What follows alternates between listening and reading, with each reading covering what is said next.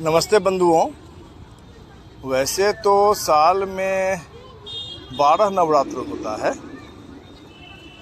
हर महीने की शुक्ल पक्ष प्रतिपदा से लेकर के नवमी तक की जो तिथि है उसमें दुर्गा माता का आवाहन होता है, आराधना होता है, पूजा अर्चना होती है।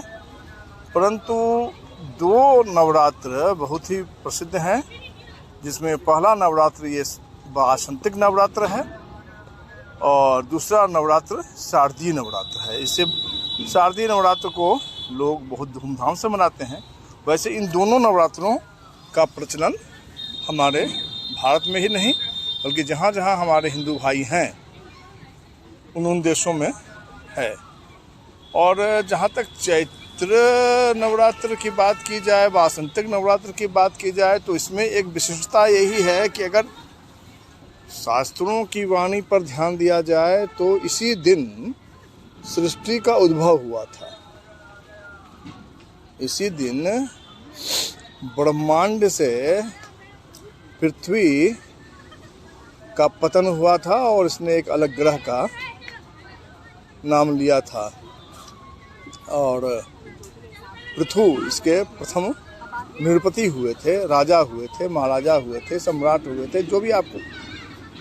तो कहना यह है कि आज पहला दिन है वासंतिक नवरात्र का, चैत्र नवरात्र का, और माता शैलपुत्री विराजी हैं और हम सभी लोग उनकी पूजा अर्चना में अपने अपने ढंग से, मैं तो अपने मार्ग में, ध्यान मार्ग में स्थित हूँ, तो ध्यान मार्ग से कोई न कोई एक महामंत्र उठाकर ओम नमो नारायणाय, ओम नमो भगवते वासुदेवाय, ओम ऐं ह्रीं क्लीं चामुण्डाय विच्चे, ओम भूर्भुवः स्वः तत्सवितुर्वरेण्यं भर्गो देवस्य धीमहि धियो यो नः प्रचोदयात्। किसी भी महामंत्र का मैं मन में इन 9 दिनों में विशेष आवृत्ति, पुनरावृत्ति, बार बार उच्चारण मन में मध्यमा वाणी के का अनुसरण करते हुए करता हूँ। मतलब कि लोगों को सुनाई नहीं पड़ता है, लेकिन अंदर में बुदबुदाहट चलती रहती है, तालू का ऊपर नीचे होता रहता है, सिर्फ स्वर बाहर नहीं निकलते हैं और मन प्रसन्न हो जाता है। तो मैंने सोचा कि आज के इस पावन पवित्र बेला में आपसे 2 बातें कर लूं। इससे मन मेरा बहुत ही हल्का हो जाता है, बहुत अच्छा लगता है।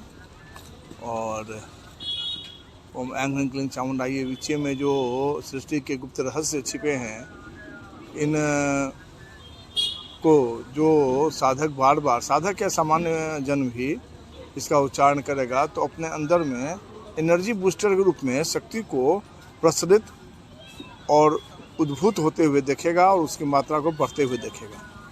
कोई अलग से एनर्जी बूस्टर की आवश्यकता नहीं पड़ेगी और हल्की फुल्की शारीरिक व्याधि भी समाप्त होती चली जाएगी। आज के लिए बस इतना ही। प्रणाम।